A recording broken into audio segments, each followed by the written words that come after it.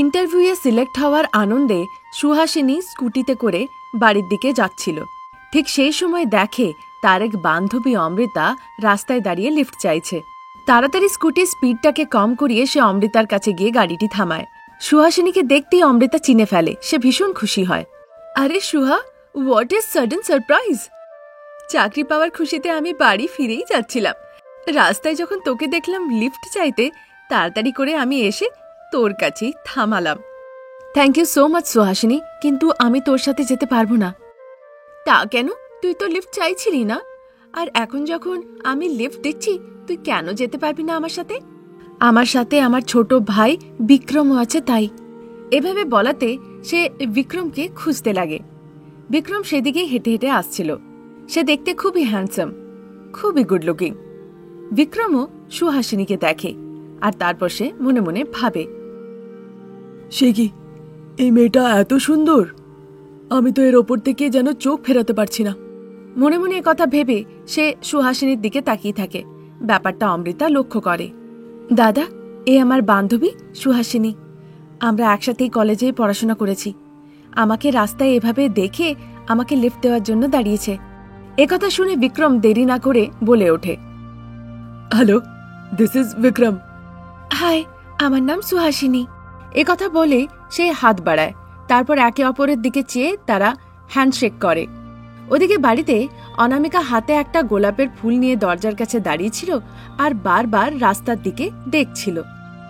দিদি ইন্টারভিউয়ের জন্য গিয়ে এখনো যে এলো না। দিদি এসে যেই গুড নিউজটা দেবে, আমি তাকে এই ফুলটা দেব।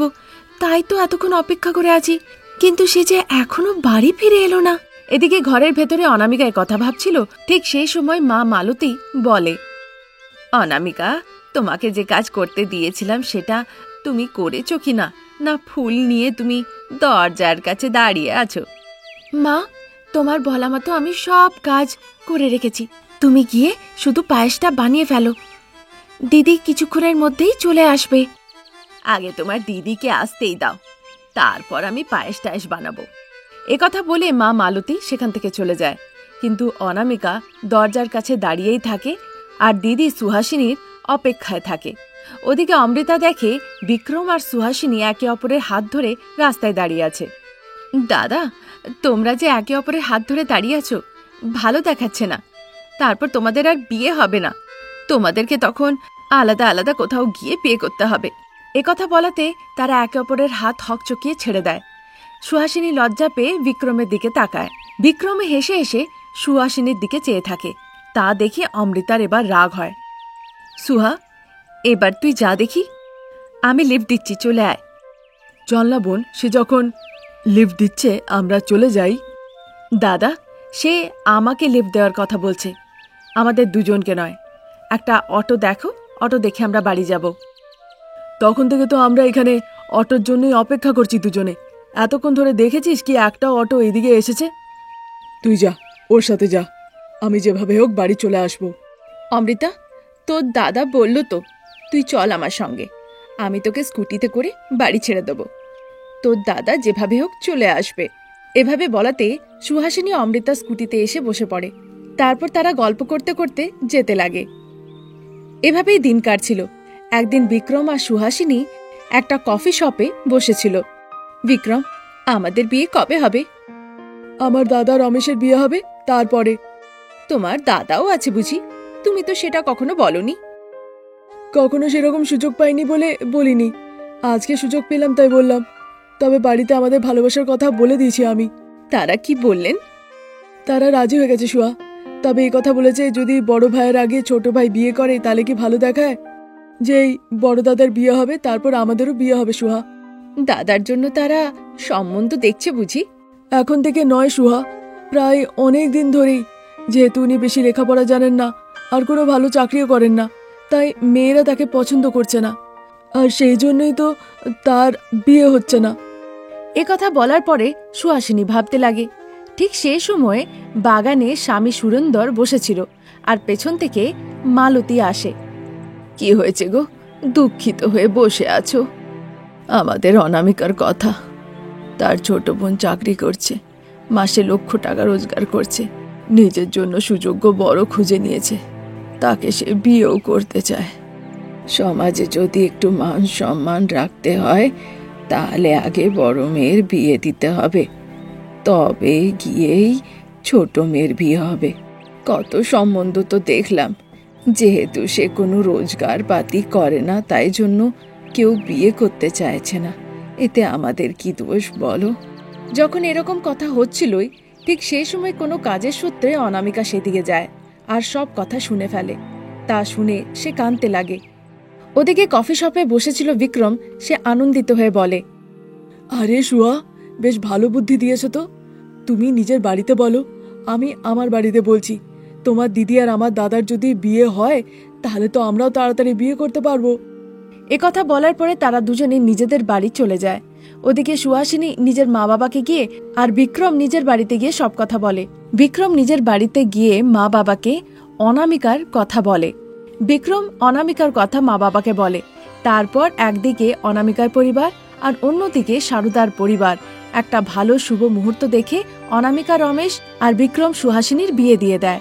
ওখানে বাপের বাড়িতে 2 বোন ছিল আর এখানে শ্বশুর বাড়িতে তারা 2 জা হয়ে যায়। তার সাথে সাথে বড়লোক বৌমা আর গরিব বৌমা হয়ে ওঠে। তারপর একদিন সারদা 2 বৌমাকেই হলে ডেকে পাঠায়। ছোট বৌমা সুহাসিনী, যেহেতু তুমি প্রত্যেক মাসে 1 লক্ষ টাকা করে রোজগার করো, তাই তোমাকে ঘরের কোনো কাজ করতে হবে না। যা কিছুর প্রয়োজন হবে সোজা তুমি আমার কাছে এসে বলবে। আচ্ছা বেশ মা, যেমনটা আপনি বললেন আমি তেমনটাই করব। আর বড় বৌমা, তুমি তো লেখাপড়াও জানো না, তাই তোমাকে সব রান্না বান্না ঘরের কাজকর্ম একাই করতে হবে। তাই তোমাকে লক্ষ্য রাখতে হবে যে সুহাসিনীর কোনো রকমের কষ্ট না হয়। তার যা যা জিনিসের প্রয়োজন সেটা তুমি করে দেবে।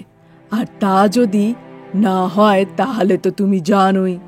সারদার এভাবে বলাতে অনামিকা ভীষণভাবে ভয় পেয়ে যায় আর ভয়ে ভয়ে সারদার দিকে চেয়ে দেখে। মা, আমার ফ্রেশ জুস চাই। আচ্ছা বেশ বৌমা, তুমি যাও, আমি তোমার জুস অনামিকার হাতে করে পাঠাচ্ছি। এভাবে বলাতে সুহাসিনী সেখান থেকে চলে যায়। তুমি শুনলে কিনা বৌমা অনামিকা, যাও গিয়ে ভালো করে একটা জুস বানিয়ে নিয়ে এসো। আচ্ছা বেশ মা।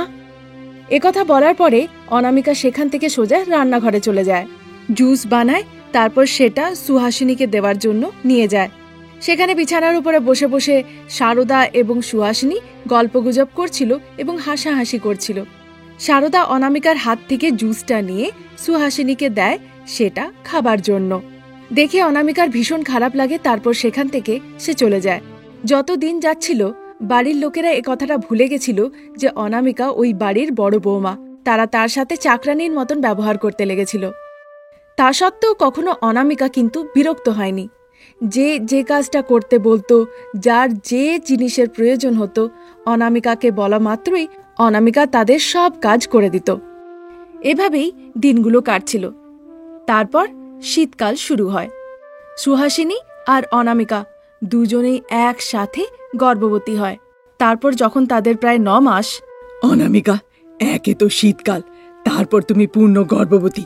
ভালো করে ঘরের কাজকর্মও করছে না, তাই আমি তোমাকে খাবার দাবার কিছু দেব না। ভালো করে কাজ করো, বুঝেছ? আচ্ছা ঠিক আছে মা। সুহাসিনী, তুমি কি খেতে চাও বলো, এক্ষুনি নিয়ে আসছি। আপনি বাইরের থেকে কেন আনতে যাবেন মা? অনামিকা আছে তো, সে বানিয়ে দেবে। আরে হ্যাঁ, আমি তো ভুলেই গেছিলাম। বলো তোমার কি চাই সুহা, অনামিকা এক্ষুনি নিয়ে আসবে। কাঠের আগুনে বানানো বিরিয়ানি আর আর তন্দুরের চিকেন লেগ পিস আমি খেতে চাই মা। যাও অনামিকা, সুহার কথা মতো বানিয়ে নিয়ে এসো। মা, বাইরে খুব ঠান্ডা, তারপরে চিকেনের দোকানে গিয়ে চিকেন নিয়ে আসতে হবে, কাঠের আগুন জ্বালাতে হবে। এই ঠান্ডার মধ্যে এসব করা যে খুব কঠিন মা। এসব ঠান্ডার বাহানা দিও না, তোমার এটা দায়িত্ব। সুহাসিনী যেটা খেতে চাইবে সেটা তোমাকে বানিয়ে দিতে হবে। এভাবে বলাতে সেই ঠান্ডার মধ্যে তুষার বৃষ্টি হচ্ছে, তার মধ্যে অনামিকা চিকেনের দোকানে যায় চিকেন আনার জন্য। খুব কষ্টের মধ্যে সে চিকেন নিয়ে বাড়ি ফিরে আসে। তারপর বাড়ির বাইরে কাঠের আগুনের ব্যবস্থা করে সে চিকেন বিরিয়ানি তৈরি করে। তারপর ঠান্ডায় কাঁপতে কাঁপতে চিকেন লেগ পিস আর বিরিয়ানি নিয়ে সুহাসিনীর ঘরে যায় সুহাসিনী বিছানায় শুয়ে আরাম করছিল। অনামিকার হাত থেকে থালা নিয়ে শাশুড়িমা সারদা সুহাসিনীকে নিজের হাতে খাইয়ে দেয়। দেখে অনামিকার মনে খুব কষ্ট হয়। তারপর সে ঘর মুছতে লাগে। অনামিকাকে দেখে সারদা আর সুহাসিনী অনামিকাকে নিয়ে খুব ঠাট্টা করে। এভাবে গর্ভবতী অনামিকাকে ওই বাড়িতে খুব কষ্ট দিত আর তাকে দিয়ে সব কাজ করাতো। আজ এই পর্যন্ত। নতুন গল্প নিয়ে তাড়াতাড়ি হাজির হব। ততক্ষণের জন্য নমস্কার। বড়লোক বৌমা অনামিকা রমেশকে দেখে, মনে আছে তো আমি যা বলেছিলাম? হ্যাঁ অনামিকা, মনে আছে। বাড়িতে আমি স্বামী, তুমি স্ত্রী। আমি যা বলবো তাই তুমি শুনবে। আর অফিসে তুমি বস আর আমি তোমার ড্রাইভার। তুমি যা বলবে আমি তাই শুনবো। গুড। মা! এভাবে ডাকাতে সারদার যে রান্নাঘরে ছিল সে ডাক শুনে অনামিকার কাছে আসে। বলো বৌমা, জল খাবার খাবে না কফি খেয়ে বেরুবে? কফি দিয়ে দেন মা, এখন জল খাবার খাবার সময় নেই। এভাবে বলাতে সারদা কফি বানিয়ে অনামিকাকে খেতে দেয়। কফি খেতে খেতে অনামিকা, মা, 2 মেয়ে ভাবনা আর কামনা স্কুলে চলে গেছে? হ্যাঁ, চলে গেছে বৌমা। এ কথা বলে অনামিকা হল থেকে উঠে চলে যায়। তার পিছু পিছু রমেশও চলে যায়। তারপর অনামিকা আর রমেশ দুজনেই কারে বসে অফিসের জন্য বেরিয়ে পড়ে। দরজার কাছে দাঁড়িয়ে সারদা কারটিকে যেতে দেখে মনে মনে ভীষণ আনন্দিত হয়। বড়লোক বৌমা অফিস চলে গেছে, সে বিকেল অবধি আর আসবে না। মেয়ের সাথে গিয়ে দেখা করে আসি। এ কথা বলে সে রান্নাঘরে যায়। সেখানে একটা মুখ বাঁধা ব্যাগ ছিল। সেই ব্যাগটাকে মাথায় নিয়ে সে লনে আসে। বাগানে প্রসাদ গাছে জল দিচ্ছিলেন। তেনাকে দেখে, হ্যাঁ গো, আমি মেয়ের সাথে দেখা করতে যাচ্ছি। ডাল ভাত তরকারি রান্না করে টেবিলে রাখা আছে, খেয়ে একটু বিশ্রাম করো। ঠিক আছে সারদা, কিন্তু তোমার এই মাথার ব্যাগের মধ্যে কি আছে? মেয়ের জন্য রেশনের জিনিস 1 মাসের জন্য হয়ে যাবে, গিয়ে দিয়ে আসি। তুমি এই রেশনের জিনিস বৌমার খাতা থেকে নিয়েছো, তাই তো? হ্যাঁ গো। যদি বড়লোক বৌমা জিজ্ঞাসা করে তখন কি বলবে? আরে বড়লোক বৌমার কাছে এত সময় কোথায় বলো? মেয়ের বাড়ি থেকে আমি ঘুরে আসি। এ কথা বলে সারদা নিজের বাড়ি থেকে রওনা দেয়। অফিসে অনামিকা মিটিংয়ে শ্রীদেবীর সাথে কথা বলছিল। রমেশ সেখানেই দাঁড়িয়ে ছিল। হঠাৎ করে তার ফোনটা বেজে ওঠে। তা দেখে অনামিকা ভীষণ রেগে যায়। রমেশ তাড়াতাড়ি করে ওই মিটিং রুম থেকে বেরিয়ে ফোনটা তোলে। হ্যাঁ বল বোন। কাবেরী দুঃখিত হয়ে ওই ঘরে বসে কথা বলছিল, যেটা যে কোনো সময় ভেঙে যেতে পারে। দাদা, এখনো মাস কাবারের জিনিসপত্র আসেনি। মা বাড়িতে নেই বুঝি? বাড়িতেই আছে, আমি কথা বলবো। ফোনটা কেটে যেই সে ঘুরে দেখে বড়লোক বৌমা অনামিকা দাঁড়িয়ে আছে। মিটিং শেষ হয়ে গেছে ম্যাডাম, এবার আমরা বাড়ি যাব। যাব, কিন্তু বাড়ি যাবার আগে তোমার সাথে আমার কিছু কথা বলার আছে। একথা বলে অনামিকা সেখান থেকে চলে যায়। রমেশ তার পিছু পিছু যায়। সারদা নিজের মেয়ে কাবেরীর বাড়িতে যায়। সারদার মাথার ওপরে জিনিসের বোঝা কাবেরী নিচে নামায় আর দুঃখিত হয়ে বলে, মা, আমরা আর এখানে থাকতে পারবো না। আর উনিও তো কোনো কাজ করেন না। কাবেরী, তুই একটা কথা ভুলে যাচ্ছিস। আমি, তোর বাবা, দাদা সবাই আমরা বড়লোক বৌমা অনামিকার বাড়িতে থাকি। তোমার দাদা নিজেই বৌদির ঘরে আছে, সেখানে আমি তোমাকে কিভাবে রাখতে পারি? তুমি বৌদিকে আমাদের পরিস্থিতির কথা একটু খুলে বলো না মা, হয়তো সে আমাদেরকে সাহায্য করে দেবে। ঠিক আছে মা, বৌদির মুড যখন ভালো থাকবে তখন ওর সাথে একবার কথা বলবো। এই নে রেশনের জিনিসপত্র, 1 মাস কোনোভাবে চলেই যাবে। এবার আমি আসি। ঠিক আছে মা, কিন্তু বৌদির সাথে কথা বলতে ভুলো না কিন্তু। ঠিক আছে মা। একথা বলে সারদা সেখান থেকে চলে যায়। ওদিকে বড়লোক ঘরে বড়লোক বৌমা অনামিকা সোফায় বসেছিল। রমেশ আর প্রসাদ দুজনেই চুপচাপ সাইলেন্টলি দাঁড়িয়েছিল। সারদা ফিরে এসে দেখে রমেশ আর প্রসাদ চুপচাপ দাঁড়িয়ে আছে। মনে হচ্ছে বৌমা অফিস থেকে বাড়ি ফিরেছে। গিয়ে সারদাও তাদের পাশে দাঁড়িয়ে পড়ে। এলেন মা? মাস কাবারের জিনিসপত্র সব মেয়েকে গিয়ে দিয়ে এলেন তো? অনামিকার মুখে কথা শুনে সারদা ভীষণভাবে আশ্চর্য হয়। আমি অনেকদিন ধরে ব্যাপারটা লক্ষ্য করেছি, কিন্তু জিজ্ঞাসা করার সময় পাচ্ছিলাম না। আজকে কথাটা মনে পড়ল, একটু বলুন তো। অনামিকার এভাবে জিজ্ঞাসা করাতে সারদা কাঁদতে কাঁদতে খুব দুঃখিত হয়ে পড়ে। কাবেরীর সাথে কি ঘটনা ঘটছে সে ব্যাপারটা সে খুলে বলে। তার কষ্টের কথা শুনে রমেশ আর প্রসাদের সাথে সাথে অনামিকারও চোখ ছলছল করে ওঠে। চলুন মা, কাবেরীকে গিয়ে বাড়ি নিয়ে আসি। অনামিকার একথা শুনে সকলে ভীষণ আনন্দিত হয়। তারপর অনামিকার গাড়িতে বসে সবাই কাবেরীর বাড়িতে যায়। ঠিক সেই সময়ে কাবেরীর স্বামী মদন কাবেরীকে মারধর করছিল, আর কাবেরী কান্নাকাটি করছিল। তা দেখে অনামিকা বলে, তুমি আমার বোনকে এভাবে মারবে? দেখো তোমাকে কিভাবে পুলিশ স্টেশনে পাঠাই। এভাবে বলাতে দুজনেই কাবেরী আর মদন হাত জোড় করে অনামিকাকে বিনতি করতে লাগে। না না বৌমা, এমনিতেও এদেরকে নিজেদের বাড়ি নিয়ে যাচ্ছি, তো সেখানে যদি এরকমটা করে তুমি যা বলেছ তাই হবে। এভাবে বলাতে সারদা নিজের মেয়ে কাবেরী আর জামাই মদনকে সঙ্গে করে নিয়ে গাড়িতে চেপে বসে। সবাই এসে গাড়িতে বসে। অনামিকা গাড়ি চালাতে লাগে। কিছুক্ষণের মধ্যেই গাড়িটি বাড়ির কাছে এসে পৌঁছয়। সবাই এক এক করে গাড়ি থেকে নামে। এই একটা খুব বড় ভুল ছিল যেটা অনামিকা করেছিল। বড়লোক অনামিকা সারা দিন অফিসে খুব পরিশ্রম করত, আর রাত্রিবেলাতে স্বামী বাচ্চাদের সাথে ভালো সময় কাটাত।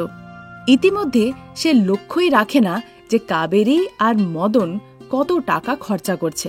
অনামিকার বাড়িতে আসার পরে কাবেরীর বেশভূষা, বোলচাল সব পাল্টে গেছিল। কাবেরী এখানে এসে দামি দামি শাড়ি পরতে লাগে, দামি দামি গয়নাপাতি পরতে লাগে। তার সাথে মদনও ভালো জামাকাপড় পরে গাড়ি নিয়ে ঘুরে বেড়াচ্ছিল। নিজেদের বাচ্চাদেরকে বড় স্কুলে অ্যাডমিশন করিয়ে লেখাপড়া করাচ্ছিল। তোমাদের বৌদি কিন্তু তোমাদের উপরে দয়া করে এখানে এনে রেখেছে। দামি শাড়ি গয়না পরে তোমরা লাভ ওঠাচ্ছ, এরকম কাণ্ডটা করো না। সারদার এভাবে বলাতে কাবেরী ভীষণভাবে রেগে যায়। তুমি কিছু জানো না, চুপ থাকো। তুমি সেই শাশুড়ি যে চাকর হয়ে এখানে আছো, তেমনটাই থাকো, আমাদেরকে উপদেশ দিও না। কাবেরী রেগে মেগে সেখান থেকে নিজের ঘরে চলে যায়। কিছুদিন পরে সারদা বুঝতে পারে যে সে নিজের মেয়ে জামাইকে এই বাড়িতে এনে ভীষণ বড় ভুল করেছে। সে চাইছিল যে সে নিজের বৌমাকে এই ব্যাপারটা খুলে বলে, তাই সে তার ঘরে গিয়ে সব কথা বলে। মা, আমি পুরো ব্যাপারটা লক্ষ্য রেখেছি, সঠিক সময় এলে আমি কথা বলবো, আপনি চিন্তা করবেন না। এভাবে বলাতে সারদা সেখান থেকে চলে যায়। ওদিকে কাবেরী নিজের ঘরে মায়ের হাবভাব দেখে মনে হচ্ছে সে বৌদিকে গিয়ে সব কথা বলে দেবে। এর আগে বৌদি আমাদেরকে বাড়ি থেকে তাড়িয়ে দেখ, তার আগে সব সম্পত্তি নিজেদের নামে করতে হবে। তোমার মা, বাবা, দাদা যতক্ষণ বাড়িতে আছে সেটা সম্ভব নয়। যখন তারা তিনজনেই বাইরে যাবে তখন অনামিকাকে ভয় পাইয়ে সব সম্পত্তি আমরা নিজেদের নামে করে নেব। এ কথা বলার পরে কাবেরী ভাবতে লাগে যে কিভাবে এই তিনজনকে একসাথে বাড়ির বাইরে কাজে পাঠানো যেতে পারে। কিছুক্ষণ ভাবার পরে তার মাথায় একটা খুব ভালো বুদ্ধি খাটে। ভেবেই সে খুব খুশি হয়। দেরি না করে তাড়াতাড়ি কাবেরী নিজের মায়ের কাছে যায়। ক্ষমা করে দিও মা, যেভাবে কথা বলেছি সেটা উচিত হয়নি। জানি না আজকাল আমার যে কি হয়েছে। আমার জন্য তুমি, বাবা, দাদা তিনজনে মন্দিরে গিয়ে একটু পুজো দিয়ে এসো না। এভাবে তার বলাতে সারদাও তার কথায় রাজি হয়ে যায়। সেই রাত্রিতে যখন সবাই ঘুমিয়ে পড়ে, মদন তখন কারের কাছে আসে এবং ব্রেকের তারটা বের করে দেয়। পরের দিন রমেশ, প্রসাদ, সারদা তিনজনে গাড়িতে বসে যেতে লাগে। অনামিকা ঘরে বসেই অফিসের কাজ করতে লাগে। সারদা এবং তার পরিবার যেই কারে বসে যাচ্ছিল, গাড়িটি কিছু দূর যাওয়ার পরে উল্টে যায়। সেই ভিডিওটা কাবেরী নিজের হোয়াটসঅ্যাপে দেখতে পায়। কাবেরী গিয়ে সেই কথাটা অনামিকাকে জানায়। খবরটা পেয়ে অনামিকা কান্নাকাটি করে আর খুব দুঃখিত হয়। এভাবেই কিছুদিন কেটে যায়। একদিন কাবেরী আর মদন অনামিকাকে মারধর করতে লাগে। তা দেখে ভাবনা আর কামনা খুব ভয় পেয়ে যায়। বেঁচে থাকতে চাইলে সব সম্পত্তি লিখে দাও, না হলে মা, বাবা, দাদা যেখানে গেছে আমরা তোমাকে সেখানে পাঠিয়ে দেব। তার মানে আমি জেনে শুনে তাদেরকে মেরেছি। মানে আমাকেও মেরে ফেলবে? আমি লিখব না। মানে আমার কথা তুমি শুনবে না। অনামিকাকে লাথি মেরে বাড়ি থেকে বের করে দেয় কাবেরী। মদন বাচ্চাদেরকে নিয়ে বাইরে বেরিয়ে আসে। অনামিকা গিয়ে মুখের ভরে পড়ে। ঠিক সেই সময়ে সারদা, প্রসাদ, রমেশ এসে দাঁড়ায়।